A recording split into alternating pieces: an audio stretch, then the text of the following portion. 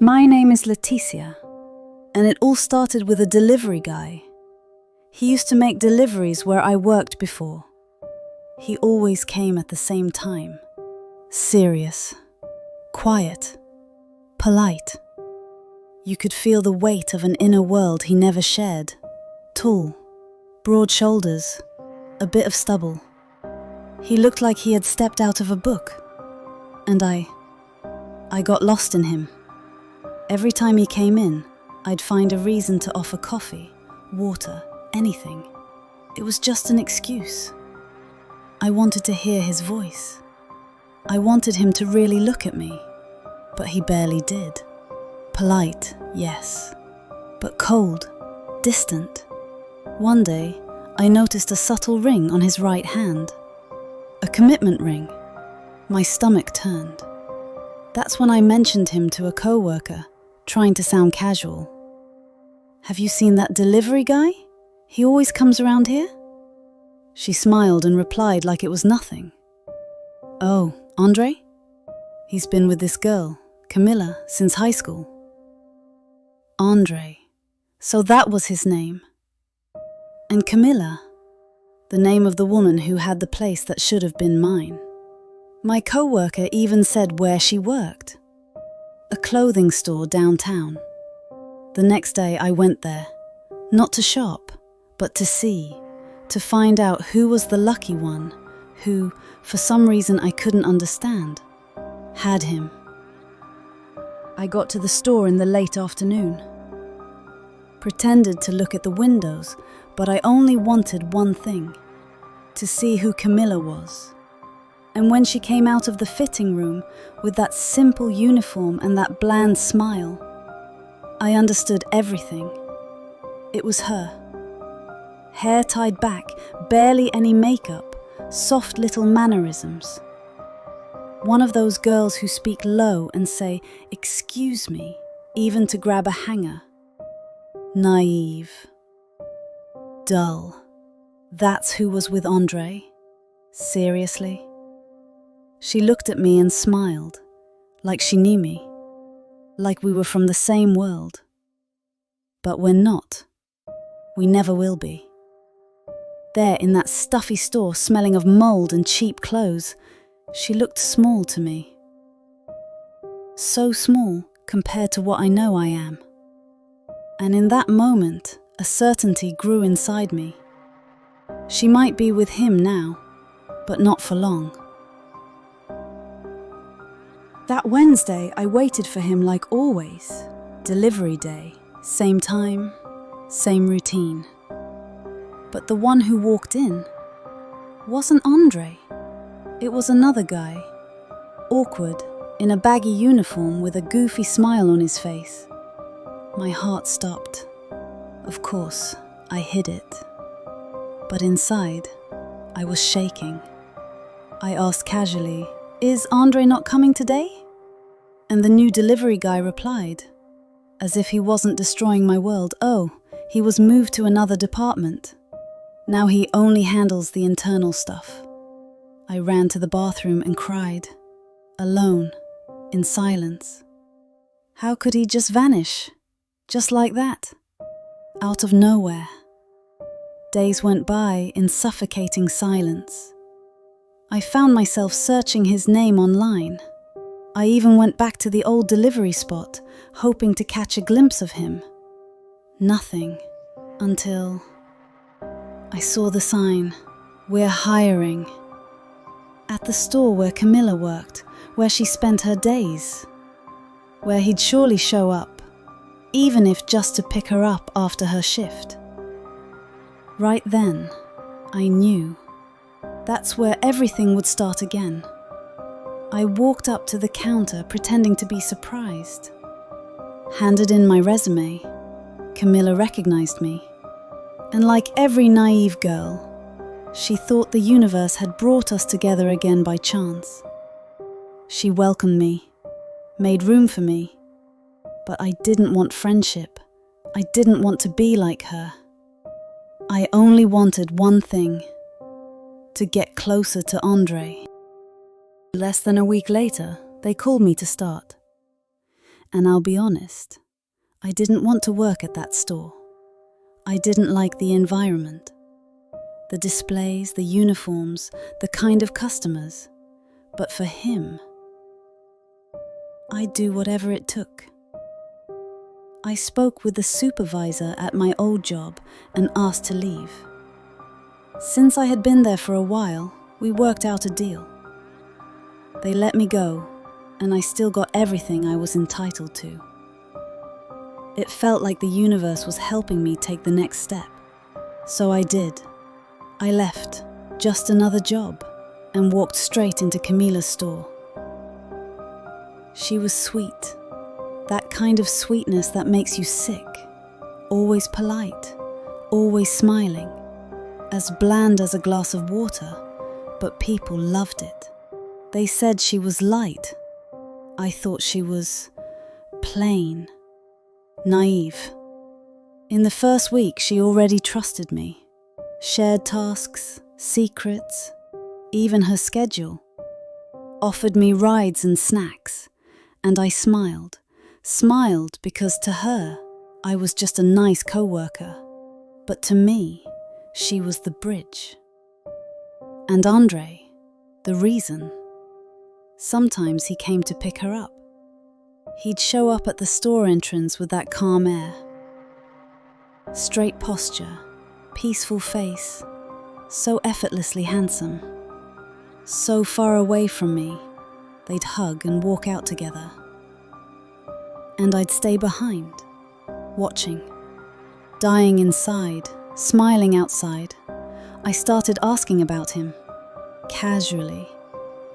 Camila loved talking about her boyfriend, said they'd been together since high school, that he was calm, hard-working, that he took care of her like no one else.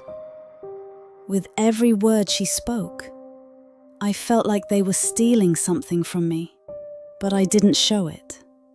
I just listened, stored it all. It was like studying the ground before an invasion. And I was ready, patient, because when the plan is clear, waiting becomes strategy. Time passed, and Camilla started seeing me as a real friend. Me? I played the role so well, I almost believed it myself.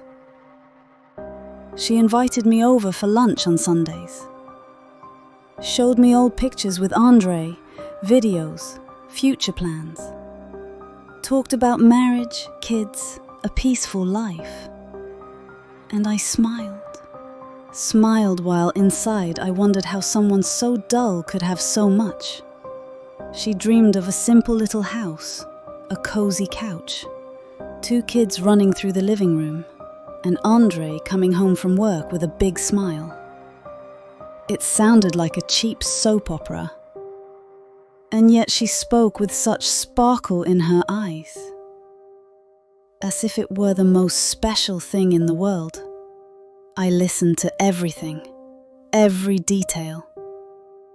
She said Andre really wanted to be a father, that he talked about it all the time. And every time she said, "we," it felt like she was speaking a language that didn't include me. As if she lived in a world that was supposed to be mine. And I was just a visitor. But I stayed, present, by her side. And deep down I knew, the closer I got, the easier it would be to take the next step. It was on a random Tuesday that she started talking about the symptoms. She said she'd been feeling really tired, nauseous, dizzy. And on the outside, I acted surprised. But inside, my stomach dropped. It couldn't be that. Camilla laughed nervously, said Andre always told her he wanted to be a dad, that if it were true, he'd love the news. The next day she bought a test. And guess who was there with her? Me, the friend, the confidant. I waited outside the bathroom, listening to her laugh and cry at the same time. Minutes later, she came out holding the stick, shaking. 2 little lines, and a smile I'll never forget. She hugged me tightly, saying she couldn't wait to tell Andre. She said now they were finally moving in together, that everything was falling into place. And me, I held the hug, held the smile, held back the rage rising like hot poison in my throat. They were building their future, and I was still just a shadow on the sidelines. But one thing became clear in that moment. If I wanted him for myself, whatever was growing inside her had to go. That's when I started thinking of a solution. I'd never really believed in that kind of thing. Spells, magic, rituals. Always thought it was all nonsense. But in that moment, in that situation, I needed to try anything. I couldn't lose him, not to her, not to a baby, so I started looking for someone who did that kind of work. And I found an old woman. I told her what I wanted, no sugarcoating. I asked for a spell, one that would end Camilla's pregnancy. The woman looked at me for a few seconds, as if she were weighing my soul. Then, she handed me a powder, said to mix it into something Camilla would eat, and that after that, there'd be no turning back. Time passed. Camilla and Andre were already living together, and I was always around, of course. I'd go over to help set up the house, brought little gifts for their new place, embroidered dish towels, a red kettle, a lavender-scented diffuser. She loved lavender.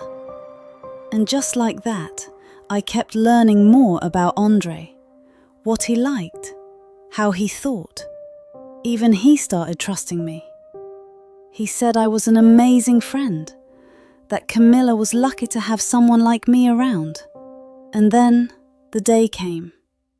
Camilla mentioned she was craving carrot cake with chocolate frosting. I smiled, told her I'd bake it for her. Just for you, I said.